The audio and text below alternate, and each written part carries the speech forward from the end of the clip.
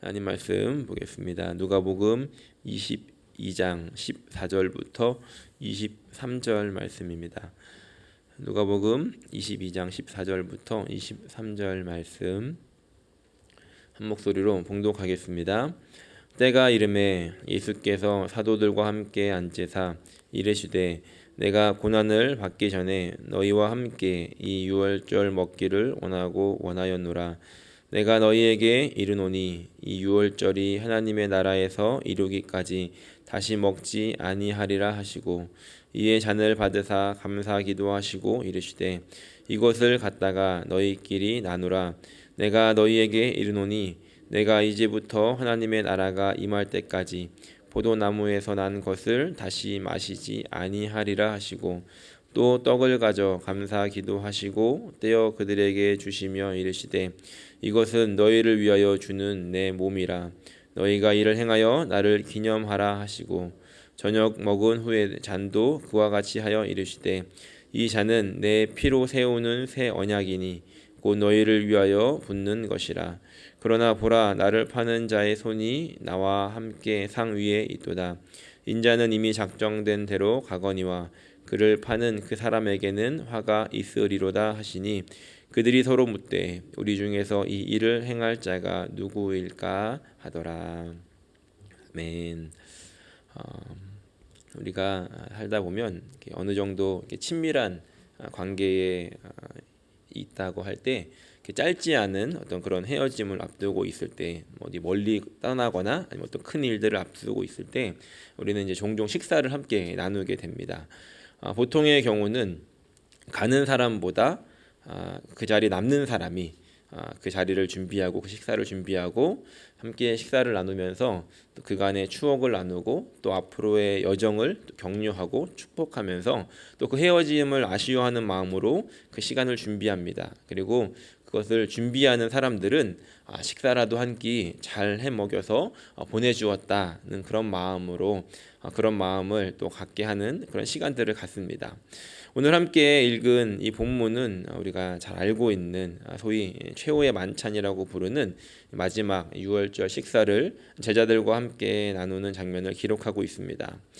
재미있는 것은 이 작별을 이제 준비하면서 큰 일을 앞두신 분은 예수님이신데 이 식사를 준비한 것은 제자들이 아니라 예수님께서 직접 마련하셨다는 겁니다.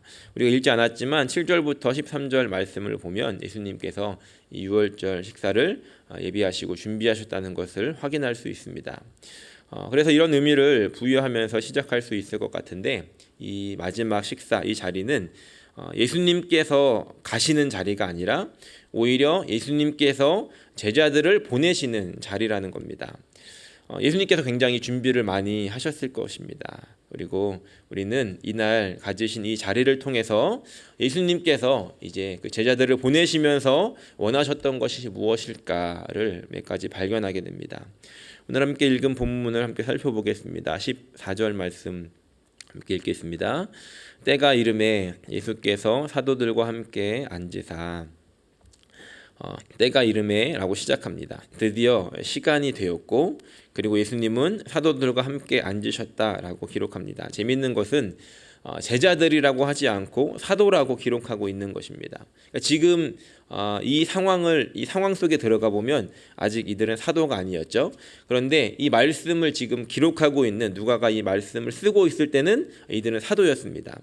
그러면 이때는 제자라고 표현하는 것이 맞고 다른 복음서에서는 제자라고 기록하지만 이 누가는 여기에서 제자라고 하지 않고 사도라고 기록하고 있다는 것이죠.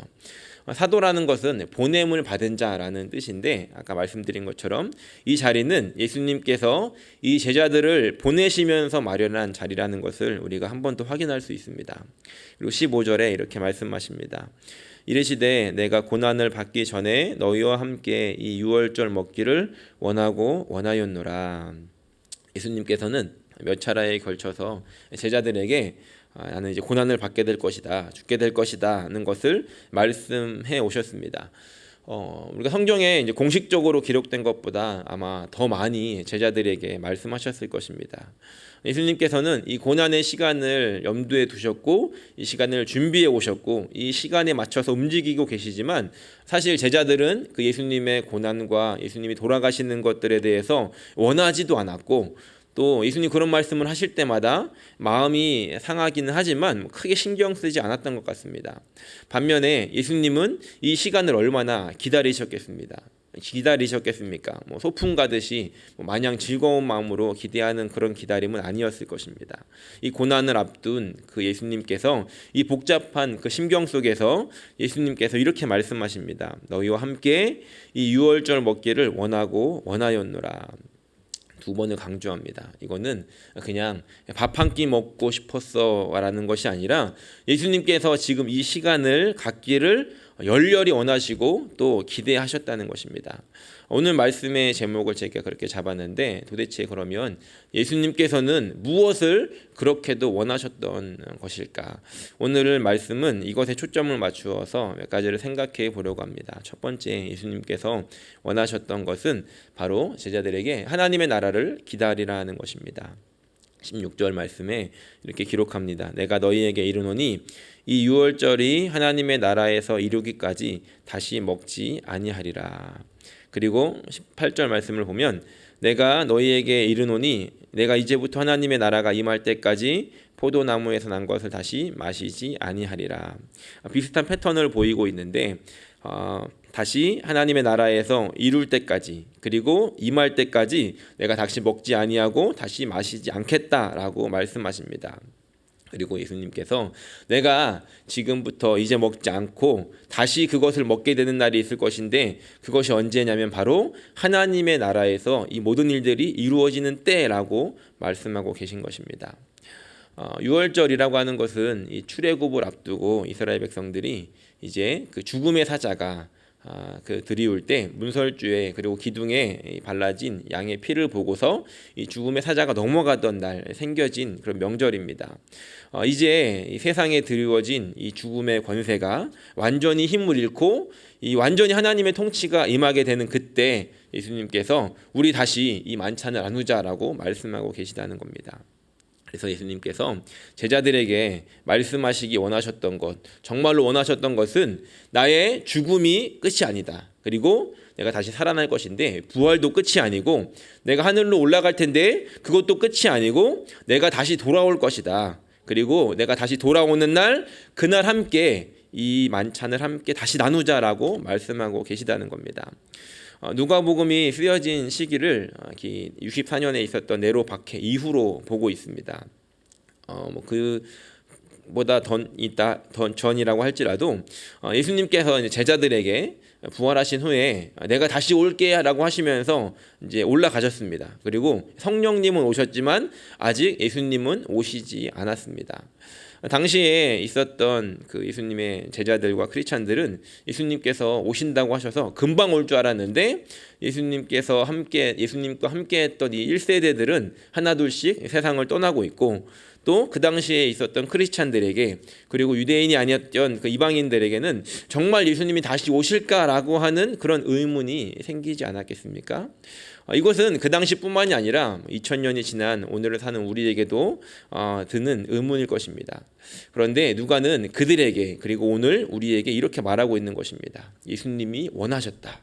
다시 오셔서 다시 함께 그 만찬을 나누며 파티를 하게 되는 그날을 예수님께서 원하셨다는 것입니다.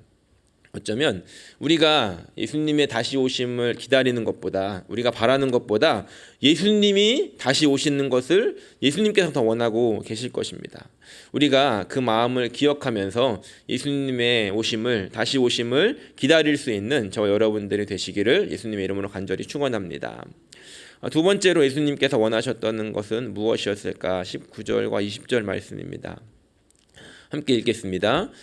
또 떡을 가져 감사 기도하시고 떼어 그들에게 주시며 이르시되 이것은 너희를 위하여 주는 내 몸이라 너희가 이것을 행하여 나를 기념하라 하시고 저녁 먹은 후에 잔도 그와 같이 하여 이르시되 이 잔은 내 피로 세우는 새 언약이니 곧 너희를 위하여 붓는 것이라.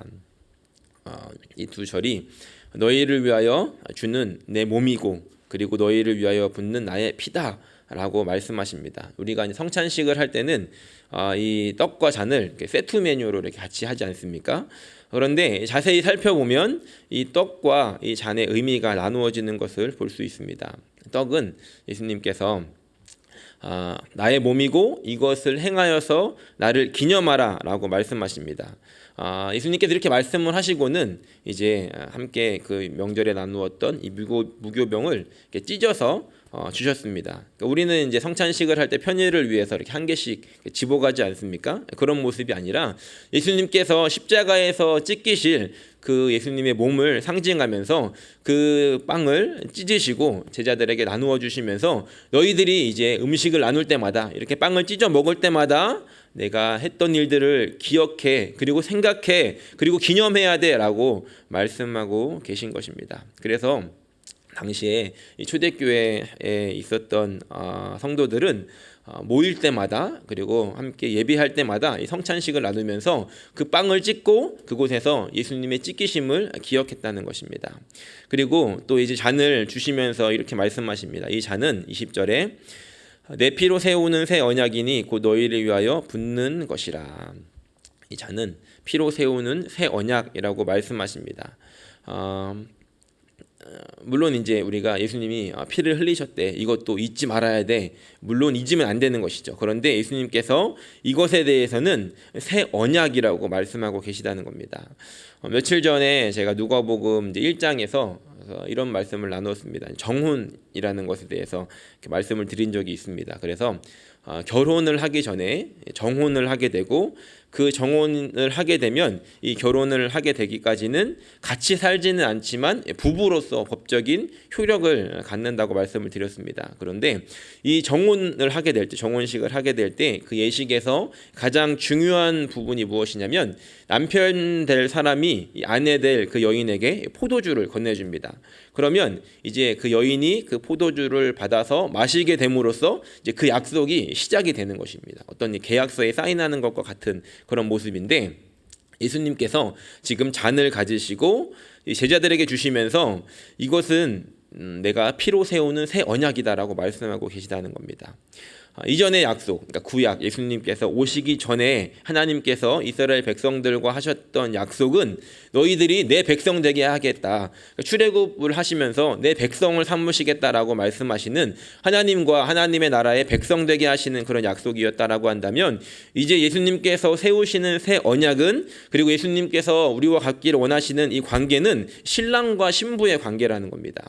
그래서 우리가 요한계시록을 보게 되면 이 예수님께서 신부를 맞이하러 오시지 않습니까? 그러니까 지금 우리가 살고 있는 이 시대는 이 시간은 우리가 예수님을 믿고 예수님을 영접하는 이 순간 우리는 예수님과 정혼한 그런 관계가 되고 우리가 신부가 되어서 예수님이 다시 오시는 날을 기다리라고 말씀하셨는데 그날이 되면 우리는 이제 결혼을 하게 되어서 예수님과 함께 사는 그런 모습으로 살게 된다는 겁니다. 그래서 예수님께서 지금 이 성찬을 하며 말씀하시고 싶으셨던 것은 성찬을 나눌 때마다 기억해야 되는 것은 이날을 내가 위해서 이렇게 아프고 죽었다 이것이 끝이 아니라 이제 신부가 되는 새 언약을 기억하면서 예수님을 기다리는 순결한 신부가 되고 그날 예수님을 다시 만나게 되어서 이제 결혼하게 될 날을 기다리라라는 것을 우리에게 말씀하고 계시다는 겁니다.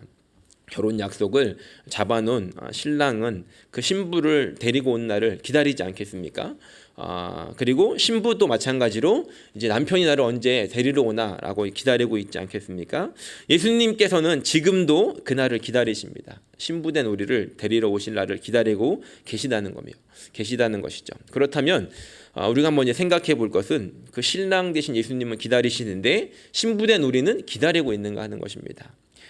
예수님의 오심을 정말로 신랑을 기다리는 마음으로 기다리는가 아니면 예수님 지금 말고 조금만 천천히 오십시오 라는 마음을 가지고 있지는 않은가.